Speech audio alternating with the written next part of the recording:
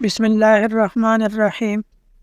یو ځل یې نبی علیه الصلاۃ والسلام صحابه رضی الله عنهم په منځ کې تشریف فرماو.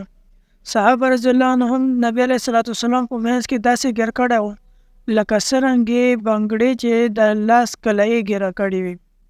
نو په دغه ټیم کې حضرت علی کرم الله وجهه راغلو، سلام یې وکړو، سلام نه بعد ودرېدلو. نو نبی علیه الصلاۃ والسلام صحابه رضی الله عنهم ته ولیدلو چې آیا دته به څوک ځای ورکوي. نو نبی علیه الصلاۃ والسلام سره په یو څانګ باندې حضرت ابوبکر صدیق رضی الله عنه ناست و. نو حضرت ابوبکر صدیق رضی الله عنه روغ باندې خپل ځای نه وخوځېدلو او علي رضی الله عنه ته فرمایي ای ابوالحسن راشه د ځای کې کښېنه. نو هغه راغلو د نبی علیه الصلاۃ والسلام او د حضرت ابوبکر صدیق رضی الله عنه په منځ کې کښېنستلو. نبی علیه الصلاۃ والسلام وخندېدلو، د خوښۍ وجې نه په مخ باندې خوښۍ ولا اثرات هغه ظاهر شلو.